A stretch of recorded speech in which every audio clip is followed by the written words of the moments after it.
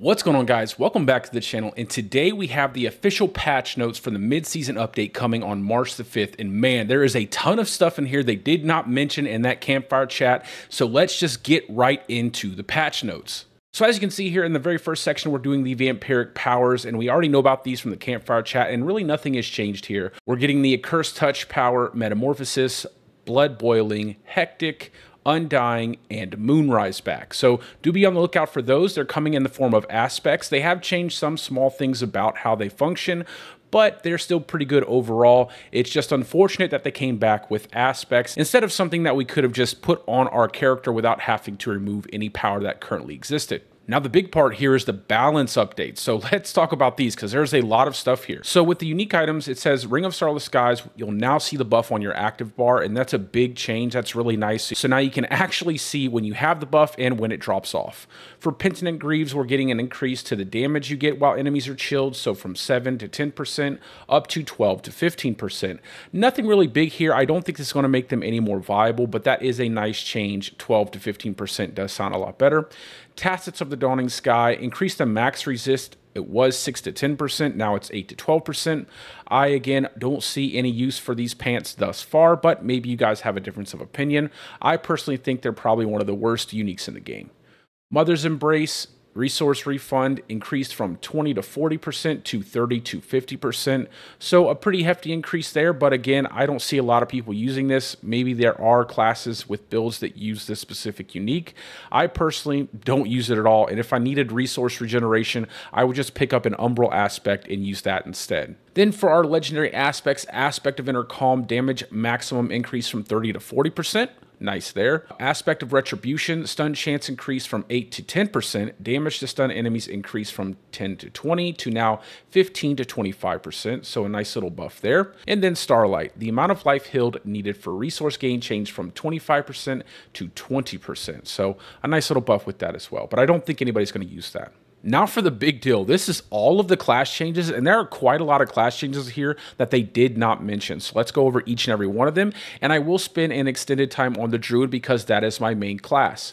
So for the Barbarian, we're getting increases to Bash, so damage increased by 10%, Fury gain increased from 13 to 15, Battle Bash, additional Fury increased from 3 to 5, and additional Fury with two-handed weapons increased from 4 to 10. So a nice amount of Fury generation here for that skill, so I'm sure a lot of Barbs will like that in the early game. Frenzy, damage increased by 10%. Flay, damage increased by 10%. Fury gain increased from 13 to 15. Enhanced Flay, vulnerable duration increased from 2 to 3 seconds. That's pretty nice. Strategic Ground Stomp, ultimate cooldown reduction increased from 1 to 2 seconds. Strategic Iron Skin, fortify amount increased from 15 to 20%. Prime Call of the Ancients, bonus damage increased from 10 to 20%. So there you go, tons of different changes to the skills, and they're all just damage increases. Passives, Endless Fury, Fury gain increased from 7, 14 to 21%. Now it's going to be 10, 20, 30%, so that's a huge buff there to Fury gain from that passive. For the Paragon board, they made a buff to Executioner Glyph.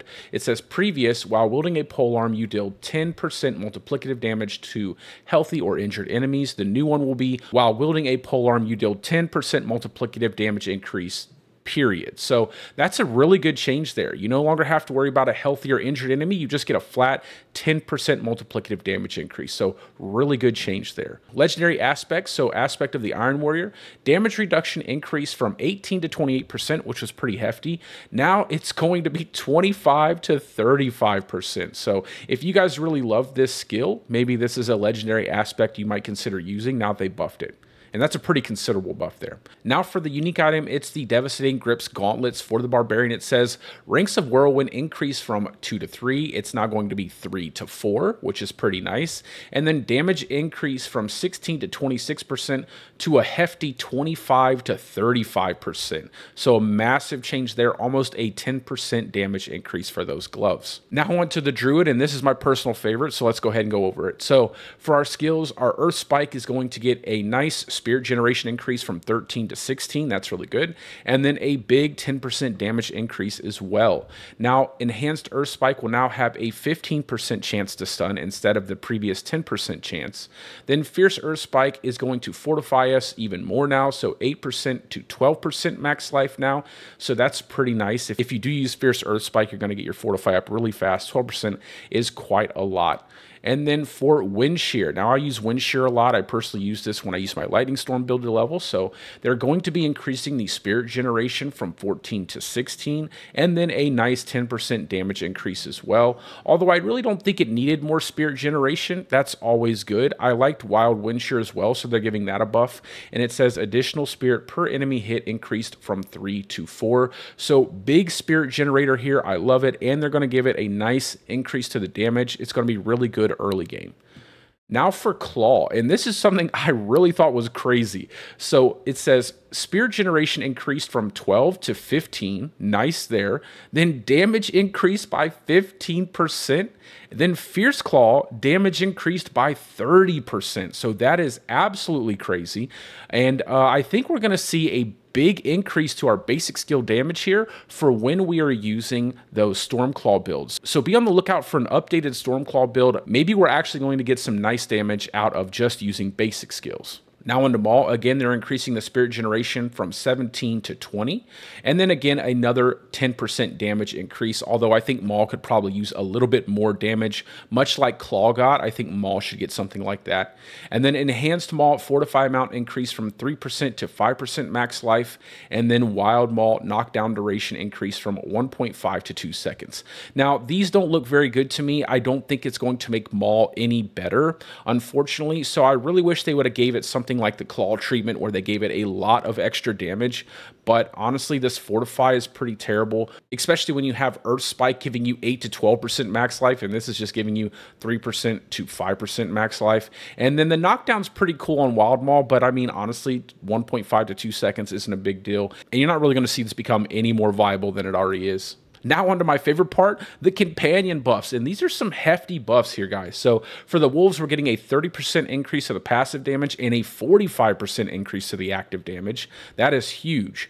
And then Poison Creeper, again, 30% increase and then a 40% increase to the active damage.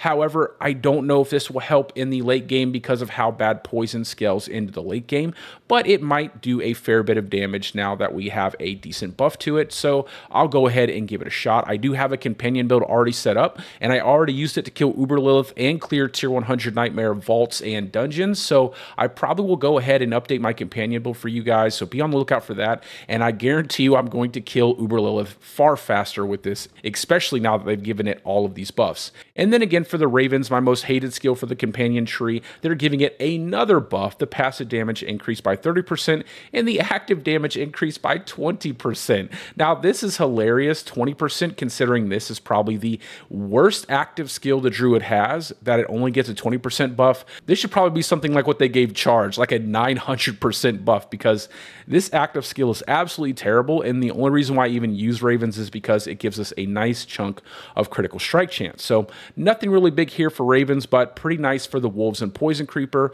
especially the Wolves, so I think Wolves are going to deal quite a bit of damage now. However, the biggest issue with Wolves in the late game is not that they don't do enough damage, even though that is true also, but it's the fact that they die rather easily. So hopefully at some point in time in the future, we will get a big buff to the survivability of the Wolves. However, I will take the damage because it's better than nothing. Then for the passives, and this is a massive one. This was way bigger than I thought we were going to get. So for Quick Shift, we're getting a big increase to the bonus. So instead of 5, 10, 15%, we're getting 7, 14, and 21% multiplicative damage for Quick Shift. That is absolutely insane, guys.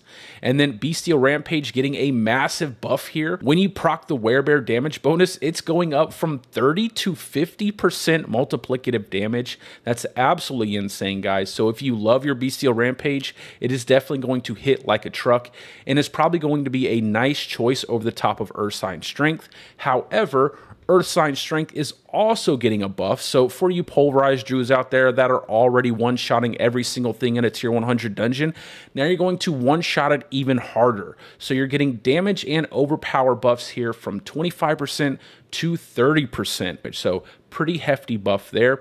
And then for the worst key passive on the druid, it is seeing a buff, Perfect Storm, going from 15% multiplier to a 20% multiplier.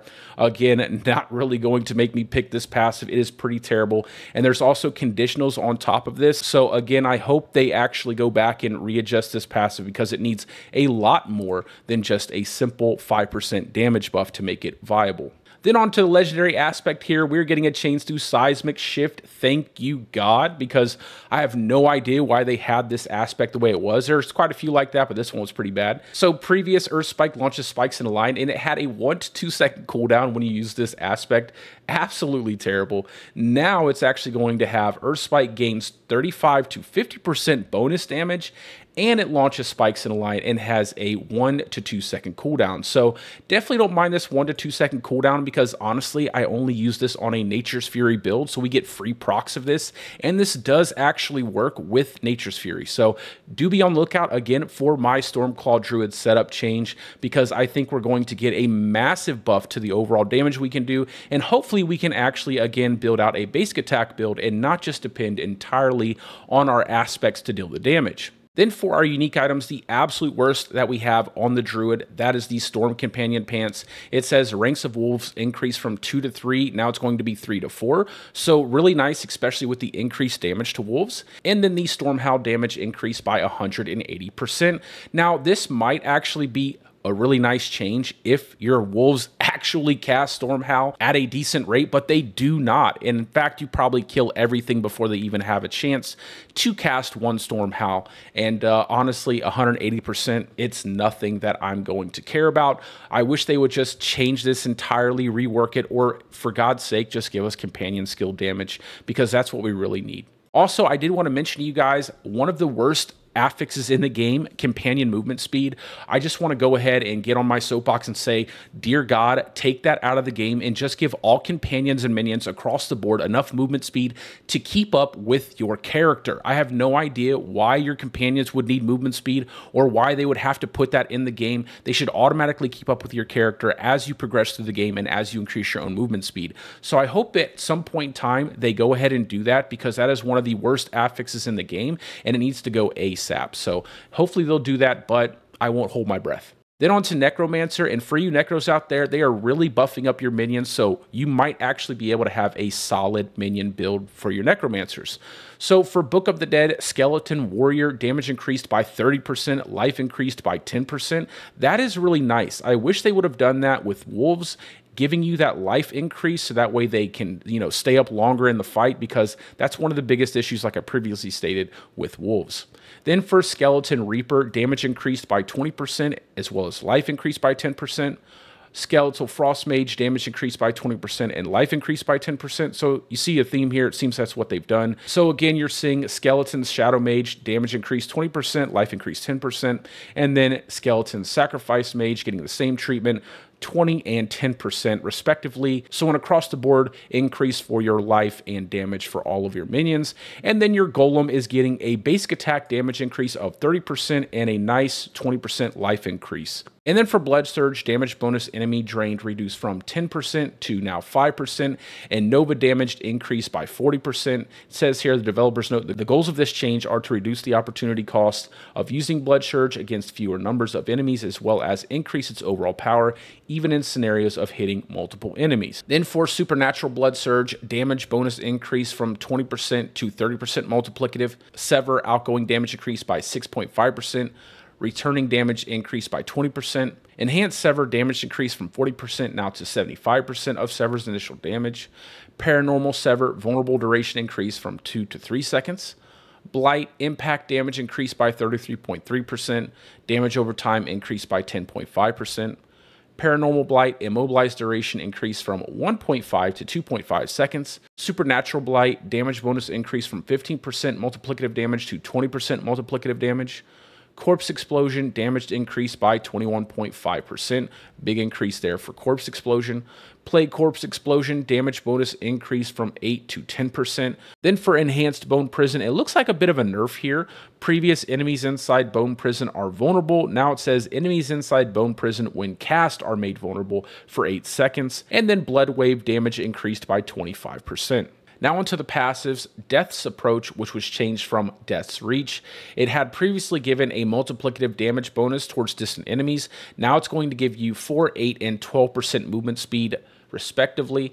Then your Spike Armor previous gained 0.1, 0.2, 0.3 thorns. It's now going to give you 0.1, 0.2, 0.3 thorns and an additional armor amount, so 5, 10, 15% armor. Death's Embrace, damage reduction from enemies increased from 369 to 48, 12%. That's really nice. Then Hellbent Commander damage bonus from 10, 20, 30% multiplicative damage to 15, 30, and 45% multiplicative damage bonus. So pretty big increase there. Crippling Darkness, previous lucky hit darkness skills have up to a 50% chance to stun for 1 second. The new variation is going to be lucky hit darkness skills have up to a 15% chance to stun enemies for 1, 2, or 3 seconds and deal 0.2 shadow damage to them. So it seems like a nice increase there, but I personally do not play the Necromancer, so maybe you guys can tell me down in the comments section what you think about these buffs so far to the Necromancer. Then for the Paragon board, Cult Leader Legendary Node, bonus minion damage per 20% attack speed increased from 10% to 15%.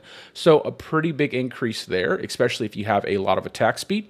Corporeal Glyph, previous additional bonus, you and your minions deal 10% multiplicative increased physical damage. The new way it functions is you and your minions will deal 10% increased multiplicative physical damage, and you gain 1% movement speed for each active minion. So again, another nice buff here for movement speed for the Necromancer. Legendary aspects, aspect of hardened bones, damage reduction also applies to the player in addition to their minions, so that's pretty cool. And then blood path aspect, damage of blood surge echoes changed from 60 to 50% less damage to 10 to 30% less damage. Now on to the Sorcerer. Again, guys, I don't play Sorc, so I'm just going to read these out, and you guys tell me what you think down in the comments section. So for skills, we have Incinerate, damage increased by 40%. Enhanced Incinerate, damage of burn radius increased from 25 to 50%. And then for Destructive Incinerate, enemy damage reduced amount increased from 25 to 30%. Greater Incinerate, immobilized duration increased from 1 to 1.5 seconds. Hydra, damage increased by 15%. And Ball Lightning, damage increased by 10%. For your passives, Icy Veil, barrier duration increased from 5% to 8%. Snap Freeze, lucky hit chance increased from 3 to 5%. Soulfire, previous after standing still for 1.5 seconds. Your Pyromancy skills cost 5, 10 to 15% less mana. The new way it's going to function, your Pyromancy skills cost 4% less mana and deal 2% increased damage. Double these bonuses after standing still for 2 seconds. So that's pretty nice. You're going to get an immediate decrease to your mana cost as well as an increase to your damage. And then that's going to double if you stand still for 2 seconds. So that's pretty cool. Avalanche, damage increased from 40% to 45%. And Shocking Impact, damage increased by 33%. Now for the Paragon, Frostbite Glyph, damage reduction increased from 13 to 15%. Invocation Glyph, damage reduction stacks increased from 12 to 15%. Stalagmite Glyph, you have critical strike chance increased from 10 to 20%. So I don't know if anybody uses this. Again, I don't play Sorc, but 10 to 20% sounds pretty good to me. Enchanter Glyph, damage per 5 intelligence purchased in range increased from 1.3% to 2%, maxing out at a maximum of 10% damage. Conjurer Glyph, damage per 5 intelligence purchased in range increased from 2.6% to 3%, maxing out at a total of 15%. Unleashed Glyph, damage to mana regeneration increased from 6.7% to now 7%. Now for the legendary aspects, aspect of Searing Wards, mana cost reduced from 100 to 200. Now it's going down to 75 to 125. Aspect of Overwhelming Currents, chance increase from 10 to 20%. Now it's going to be 15 to 30%. So pretty hefty buff for both of those aspects. Now onto the Rogue, and I know a lot of people were pretty excited when they heard Rogue was getting a nice buff to some of the skills it has. So for the first skills, Heartseeker attack speed increased by 20%. That's pretty big. And then it just says a dev note here, lower the power interrupt frames from 20 to 16. Then for Forceful Arrow, attack speed increased by 20%. And then again, the same dev note here, they're reducing the interrupt frames from 20 to 16. Then Flurry is getting a 10% damage increase. Improved Flurry is getting a rework. It says previous, if Flurry hits any vulnerable enemy, it will make all enemies hit by that cast vulnerable for 3 seconds. The new way it's going to function, it says Flurry now deals 20% multiplicative damage toward vulnerable enemies. If Flurry hits any vulnerable enemy, it will make all enemies hit by the cast vulnerable for 3 seconds. So pretty big buff there for Flurry. And then Advanced Flurry, previous evading through an enemy will cause your next Flurry to stun enemies for 2.5 seconds. The rework says evading through an enemy will cause your next Flurry to deal 30% multiplicative increased damage and stun enemies for 2.5 seconds. So pretty big buff to both of those passives for Flurry. Then for Rapid Fire, you're getting a damage increase, and Rain of Arrows, you're also getting a damage increase. Onto the passive, Precision, stacks required for bonus reduced from 6 to 4. We knew about this from the campfire chat. On the Paragon board, it says for your Infusion Glyph, cooldown reduction increased from 0.5 seconds to 1 second. And then for your legendary aspect of Encircling Blades, damage bonus increased from 8 to 15%. Now it's going to be 15 to 22%. For your aspect of Branching Volleys, previous barrage arrows have 15 to 25% to split into 2 arrows whenever they ricochet. The rework says increase the damage of arrows that ricochet from barrage from 40% to 60 to 80%, which is pretty massive. In addition, barrage arrows have a 40 to 60% chance to split into 2 arrows whenever they ricochet. So big rework here, big change to Branching Volleys aspects, something really nice for rogues. Then for Shadow Slicer, it says damage increase from 80 to 100% base damage, and it's now going to be a whopping 200 to 300% base damage. So big buff there. Again, I don't know what that means for you rogues out there, but I plan on learning a rogue this season, so I hope it's something really nice. Then for your unique items, Eagle Horn, damage bonus increase from 20 to 40%. Now it's going to be 40 to 60%, so a big buff there. Eyes in the Dark, Death Trap bonus damage increased from 30 to 50%, now 50 to 70%. And then to the Writhing Band of Trickery, cooldown to summon a Shadow Decoy reduced from 12 to 10 seconds, and it says Shadow Decoy damage increased to 20%. So nice buffs all the way around for the unique items for the Rogue. Now onto the Seneschal, something we already knew was coming from the campfire chat, so we'll just go ahead and read the note. It says, we want the Seneschal to feel strong, but there are certain powers that are overperforming. Additionally, there are a couple of unintended interactions that are being addressed. So we already knew they were going to be nerfing a lot of these damage over time support skills. So Poison support no longer reapplies the construct's damage bonus when it spreads, matching the functionality of other damage over time tuning stones. The Bleed support says bonus bleeding damage from 20% now down to 10%. Burning support, bonus critical strike damage from 20% down to 10%, and bonus critical strike damage per skill rank from 2% down to 1%. And then for Tempest, Tempest no longer gains bonus damage and duration when it's reapplied or when it spreads. So again, some changes there, but nothing really that I think will impact anybody's builds. Honestly, I would always have to wait for the Seneschal to catch up to do any damage because I've already killed everything by the time it gets back to my character. So nothing really big for me. I don't know if it's something that you guys are concerned about, but go ahead and leave your comments in the comment section. Now for the user interface and user experience for player profile updates, it says players' equipped skills are now displayed in their profile. Equipped emblems are now displayed in the header of the player's profile. The applied cosmetic name and where it was earned from are displayed in the tooltips of items that have been transmogged. And then from edit profile, players can select skills from those they earned during the current week to display on their profile header and social card. And last but not least, the current character's time played is displayed in the bottom of the profile. For miscellaneous, it says the cost of Uber unique items has been reduced from 5 resplendent sparks to 4. We already knew this. However, I really wish they would have just kept it at 5, and instead of changing the amount we needed, just put those resplendent sparks in content that we already have. So my idea was to possibly allow players to earn a resplendent spark by opening a tier 100 Nightmare Vault or dungeon chest at the end of the dungeon. Give it like a 5% chance to drop. That way we could just get those resplendent unlimited sparks at a decent rate if we did go ahead and choose to grind those tier 100 nightmare dungeons or vaults.